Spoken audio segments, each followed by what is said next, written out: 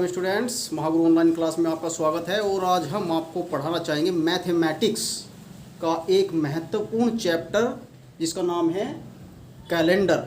किस तरीके से आप बता पाएंगे कि कभी 26 जनवरी 1950 को कौन सा दिन था, 15 अगस्त 1947 को कौन सा दिन था, या फिर यदि आपका जो जन्मदिन है उसकी जो तारीख है, यदि आपको उस तारीख का दिन मालूम नहीं है तो आप आसानी से पता लगा पाएंगे कि आपका जन्म किस दिन हुआ था। नोट कीजिए, हमने सबसे पहले जनवरी, फरवरी, मार्च सभी महीनों के नाम यहाँ पर लिख लिए हैं। अब इनका जो कोड होता है वो आपको याद रखना पड़ेगा। कोड क्या है? 0, 34, 0, 25, 0, 36, 1, 4, 6। ये जो कोड होता है, ये कोड होता है लीप ईयर के लिए। लीप वर्ष, जो लीप वर्ष होता है ये कोड उसके लिए होता है। इसके बाद जो सामान्य वर्ष होता है उसके लिए क्या कोड है? 1, 4, 4, 0, 2, 5, 0, 3, 6, 1, 4, 6। ये होता है सामान्य वर्ष के लिए। ये दोनों वर्ष के लिए हमने आपको कोड बता दिए। इसके बाद हम आपको दिनों के कोड बताएंगे। सबसे पहले दिनों के नाम लिख लीजिए। Saturday, Sunday, Monday, Tuesday, Wednesday, Thursday और फ्राइडे। अब इनके कोड क्या है?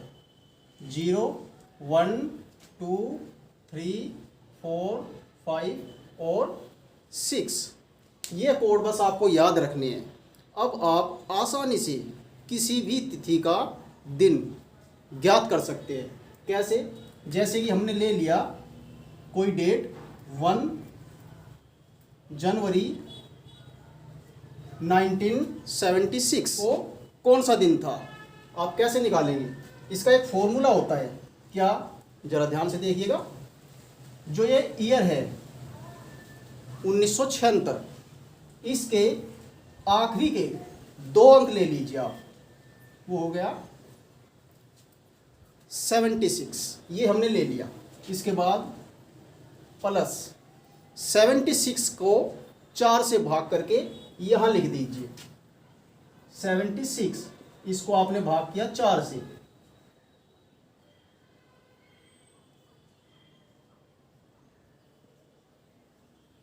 ये भाग हो गई।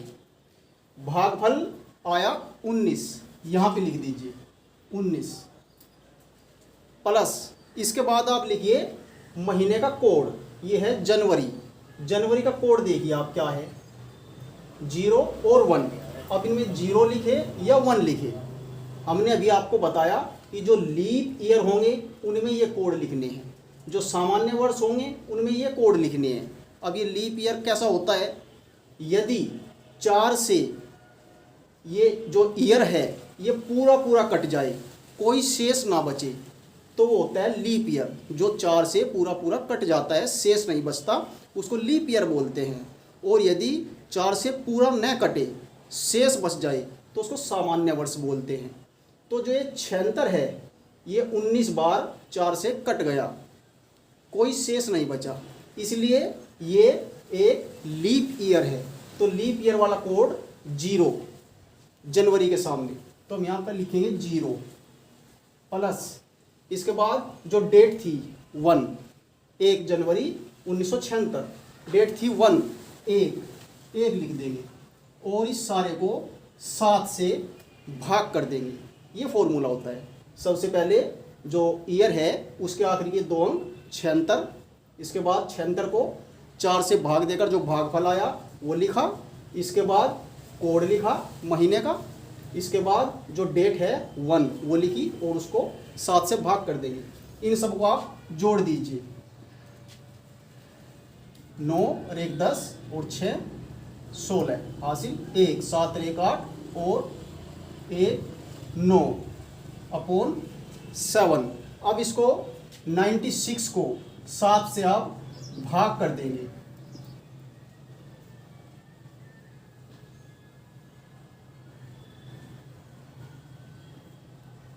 अब यहाँ पर भाग करके भागफल आया 13 और शेष बचा 5। तो शेष जो बचा है 5, इसको आप देख लिए। जो ये कोड लिखे हमने डे वाले, जो डे वाले कोड है दिनों वाले, उनमें 5 किसके नीचे हैं? ये रहा 5, थर्सडे। इसका मतलब उस दिन थर्सडे था, बृहस्पतिवार। देखा, ये था तरीका कि आप किसी भी डेट का दिन कैसे ज्ञात कर सकते हैं। 1 जनवरी 1976 को बृहस्पतिवार था। इसके बाद हम दूसरा एग्जाम्पल लेते हैं, जैसे कि 26 जनवरी 1950। 26 जनवरी 1950 को कौन सा दिन था? अब इसमें भी वही फॉर्मूला, आप क्या करेंगे? 1950 के लास्ट 2 अंक 50 प्लस 50 को आप 4 से भाग करिए।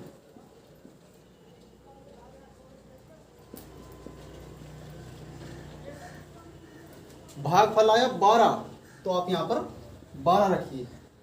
प्लस चूंकि जब हमने 50 को 4 से भाग दिया तो इसमें शेष बच गया, ये 4 से पूरा नहीं कटा, इसका मतलब ये सामान्य वर्ष है।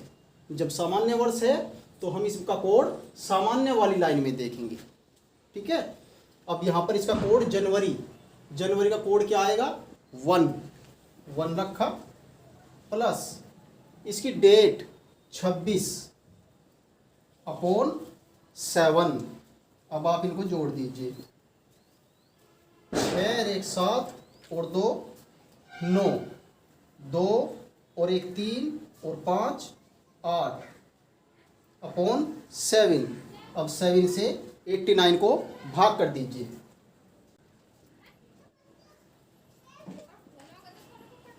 शेष बचेगा 5 और 5 इस कोड में थर्सडे के सामने लिखा है, तो उस दिन बृहस्पतिवार था। ये हो गया, हमने आपको दोनों एग्जाम्पल बता दिए।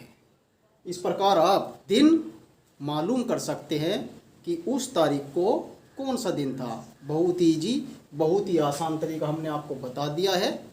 यदि आपको आज का टॉपिक पसंद आया हो, मैथमेटिक्स का कैलेंडर, तो हमारा चैनल अभी सब्सक्राइब कीजिए, वीडियो शेयर कीजिए और लाइक कीजिए।